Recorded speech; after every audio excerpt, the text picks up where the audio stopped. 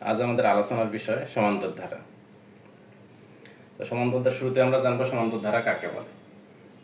সমান্তর ধারা হচ্ছে সেই সমস্ত ধারা যে সকল ধারার পাশাপাশি দুইটি পদের বিয়োগফল সমান হয়। আজ আমাদের প্রথম যে অঙ্কটা দিয়ে শুরু করছি সেটা হচ্ছে 1 থেকে 11 পর্যন্ত ক্রমিক স্বাভাবিক সংখ্যার গড় কত। ক নম্বরে বলা আছে 4, খ নম্বরে 5, গ নম্বরে 6, ঘ নম্বরে 7।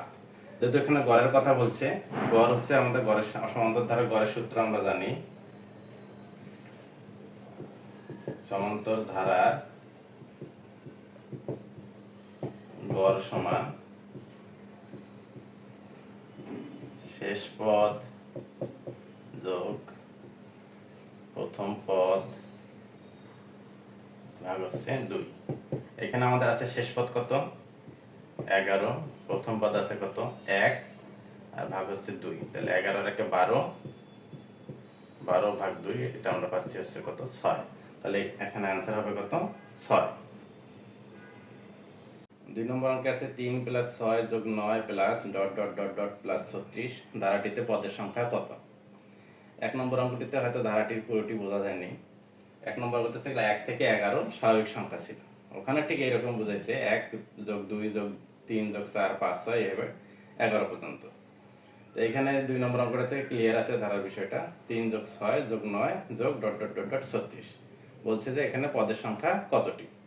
তো এখানে আমরা সমান্তর ধারা সর্বদাই মনে রাখবো এখানে কি আছে, প্রথম পদ আছে। প্রথম পদ এখানে কত 3, আর যেহেতু 36 দিয়ে শেষ করছে এটা শেষ পদ হচ্ছে 36।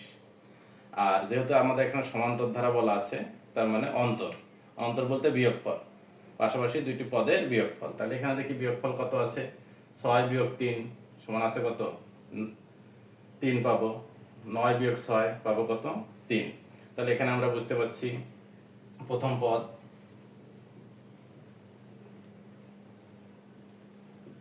পদ আছে হচ্ছে 3, শেষ পদ আছে 36। আর সাধারণ অন্তর যেটা আছে একটু আগে আমরা যেটা বললাম, সাধারণ অন্তর হচ্ছে পাশাপাশি দুইটা যে ডিজিট বা অঙ্কের বিয়োগফল। 6 - 3 সমান কত হচ্ছে 3, 9 - 6 সমান হচ্ছে 3, তাহলে সাধারণ অন্তর আমরা পাচ্ছি কত 3। তো এখানে আমাদের বলছে পদের সংখ্যা কত। তো পদের সংখ্যার সূত্র আমরা জানি, এখান থেকে একবারই বলবো শেষ পদ বিয়োগ প্রথম পদ ভাগ হচ্ছে সাধারণ অন্তর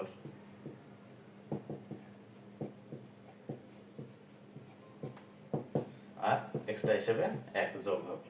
তাহলে এখানে আমাদের শেষ পদ আছে কত 36 বিয়োগ প্রথম পদ আছে হচ্ছে 3 আর সাধারণ অন্তর হচ্ছে 3। তাহলে 36 বিয়োগ 3 হচ্ছে কত 33 ভাগ হচ্ছে 3, আর এখানে যেটা এক্সট্রা 1 যোগ করা আছে 1 যোগ করা আছে, তা 3 11 33 যোগ হচ্ছে 1, তাহলে 11 যোগ 1 সমান আমরা পাচ্ছি কত 12। তাহলে সঠিক উত্তর হবে গ 12। 3 নম্বর অঙ্কে আছে 1 + 5 + 9 .. .. সমান কত। এটি সমান্তর ধারার একটি সমষ্টির অঙ্ক।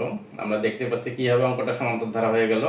তো পাশাপাশি দুইটি পদের বিয়োগফল আমাদের সমান। 5 থেকে 1 বিয়োগ করলে আমরা পাচ্ছি কত 4, অথবা 9 থেকে 5 বিয়োগ করলে কত পাচ্ছি 4।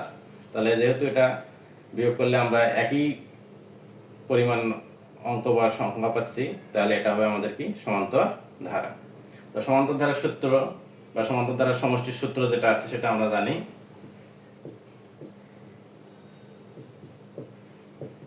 সমষ্টি সমান গড় গুণন পদ সংখ্যা। সমষ্টি বলতে এখানে সমান্তর ধারার সমষ্টি বুঝিয়েছি। আর গড়ের সূত্র আমরা একটু আগে শিখেছি, 1 নম্বর অঙ্কে শিখেছি। তাহলে গড় হবে আমাদের কি শেষ পদ এখানে কত 81 যোগ প্রথম পদ আছে কত 1 ভাগ হচ্ছে যেহেতু দুইটি পদ নিয়েছি ভাগ কত 2, তাহলে এটা আমরা পেলাম গড় গুণন পদ সংখ্যার সূত্র আমরা শিখেছি শেষ পদ বিয়োগ প্রথম পদ ভাগ সাধারণ অন্তর এখানে কত, একটু আগে বললাম 5 থেকে 1 বিয়োগ করলে কত, 4। 9 থেকে 5 বিয়োগ করলে কত, 4। তাহলে সাধারণ অন্তর এখানে কত, 4। আর পদ সংখ্যা সূত্র হিসেবে যোগ 1 এটা আসবে। তাহলে 81 যোগ 1 হচ্ছে কত, 82 ভাগ হচ্ছে কত, 2 গুণন 81 থেকে 1 বিয়োগ করলে থাকে কত, 80 ভাগ হচ্ছে, এটা একটু ব্র্যাকেট দিয়ে নেই, আর এখানে হচ্ছে যোগ 1। তাহলে এখানে পাচ্ছি হচ্ছে 82 ভাগ 2, তাহলে এখানে হচ্ছে কত, 41 গুণন, আর এখানে 20 যোগ 1, তাহলে আমরা পাচ্ছি 41 গুণন 21। 41 আর 21 গুণ করলে আমাদের কত আসবে, 41 আর 21 গুণ করলে আমাদের আসে হচ্ছে 861। তাহলে খ নম্বর আমরা পাচ্ছি 861। তাহলে এটাই সঠিক অ্যান্সার, 861।